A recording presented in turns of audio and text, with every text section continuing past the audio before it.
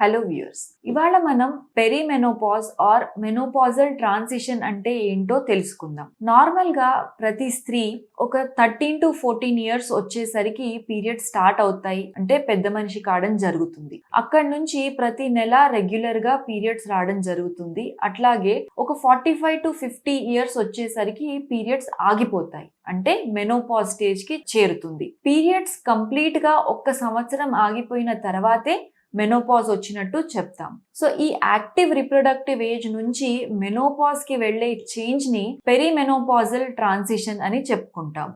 ఇది ప్రతి స్త్రీలో డిఫరెంట్ గా ఉంటుంది. కొంతమందిలో ఈ ట్రాన్సిషన్ 1 సంవత్సరంలో జరిగితే కొంతమందిలో 5 నుంచి 7 సంవత్సరాల మధ్య కూడా పట్టవచ్చు. ఈ ట్రాన్సిషన్ పీరియడ్ లో ఒక స్త్రీ యొక్క బాడీలో చాలా హార్మోనల్ చేంజెస్, ఫిజికల్ చేంజెస్ చూస్తూ ఉంటాము. ఈ ట్రాన్సిషన్ కొంతమందికి చాలా స్మూత్ గా, ఎటువంటి సిమ్టమ్స్, కష్టం లేకుండా జరుగుతుంది. కొంతమందికి మటుకు ఈ ట్రాన్సిషన్ చాలా ఇబ్బంది పెడుతుంది.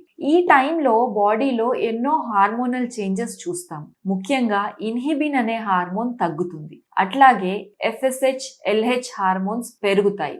అండ్ ఈస్ట్రాడయోల్, ప్రొజెస్ట్రాన్, AMH ఈ హార్మోన్స్ అన్ని తగ్గడం జరుగుతుంది. బాడీలో ఇన్ని హార్మోనల్ చేంజెస్ వస్తున్నప్పుడు దానికి కరస్పాండింగ్ ఫిజికల్ చేంజెస్ కూడా బాడీలో చాలా చూస్తాం.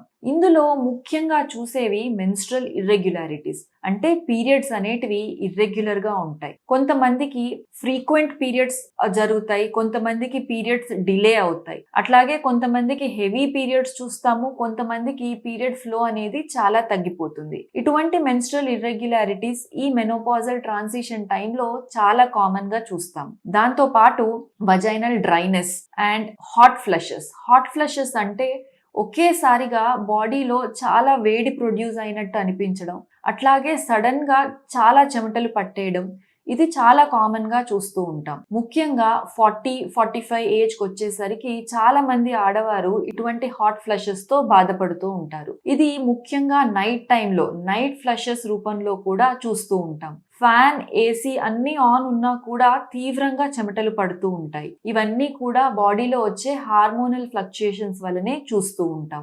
దాంతో పాటు మూడ్ చేంజెస్, తొందరగా కోపం రావడం, మతిమరుపు, అట్లాగే చాలా బాధగా అనిపించడం, కొంతమంది మైల్డ్ డిగ్రీ డిప్రెషన్ లోకి వెళ్ళడం, ఇవన్నీ కూడా పెరిమెనోపాజల్ ట్రాన్సిషన్ లో చూస్తూ ఉంటాం. దాంతో పాటు ముఖ్యంగా చాలా మందికి స్లీప్ డిస్టర్బెన్సెస్, అంటే నిద్ర సరిగ్గా పట్టకపోవడం కూడా చూస్తూ ఉంటాం. వీటన్నిటితో పాటు ఈ కాలంలో బికాస్ పెళ్లి, ప్రెగ్నెన్సీ అనేది డిలే అవుతుంది కాబట్టి చాలా మంది ప్రెగ్నెన్సీ కావాలి అనుకునే సమయానికి మెనోపాజల్ ట్రాన్సిషన్ లోకి కూడా వెళ్ళడం జరుగుతుంది.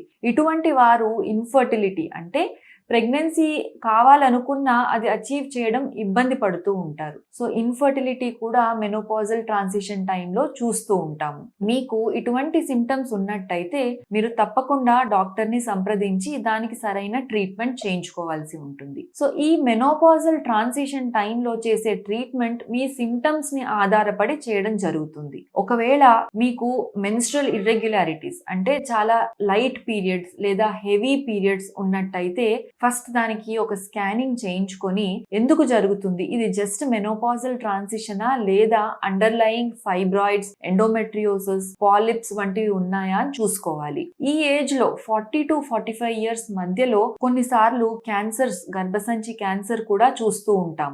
సో మెన్స్ట్రల్ ఇర్రెగ్యులారిటీస్ వచ్చినప్పుడు ఇది మేబీ న్యాచురల్ ప్రాసెస్ అని అనుకోకుండా underlying problem, pathology, fibroids, cancers ఏమైనా ఉన్నాయా అని తప్పకుండా చెక్ చేయించుకోవాలి. అట్లాగే మీరు ఈ 40 to 45 ఏజ్ మధ్యలో ఉండి ఇంకా ప్రెగ్నెన్సీ కావాలనుకుంటుంటే మీకు ఎగ్ రిజర్వ్ ఎంత ఉంది, ఈ ఎగ్ రిజర్వ్ లో ప్రెగ్నెన్సీ కావాలంటే IVF లాంటి ట్రీట్మెంట్ చేయించుకోవాలా, లేదా ఎగ్ ఫ్రీజింగ్, ఎంబ్రియో ఫ్రీజింగ్ చేయించుకోవాలా, లేదా కొన్నిసార్లు డోనర్ ఎగ్ ట్రీట్మెంట్ కి వెళ్ళాలా అనేది మీ డాక్టర్ తో డిస్కస్ చేయాలి. దీంతో పాటు ఒకవేళ మీకు hot flushes, vaginal dryness, mood changes and sleep disturbances ఇటువంటి ప్రాబ్లమ్స్ ఉన్నట్టయితే ఇవి కరెక్ట్ చేసుకోవడానికి హార్మోనల్ రీప్లేస్మెంట్ అంటే ఈస్ట్రోజన్ ప్లస్ ప్రొజెస్ట్రాన్ టాబ్లెట్స్ కానివ్వండి, లేదా oestrogen gels, oestrogen progesterone patches, ఇటువంటి ట్రీట్మెంట్స్ తీసుకోవడం ద్వారా ఈ హాట్ ఫ్లషెస్ లాంటి సిమ్టమ్స్ ని కంట్రోల్లోకి తెచ్చుకోవచ్చు.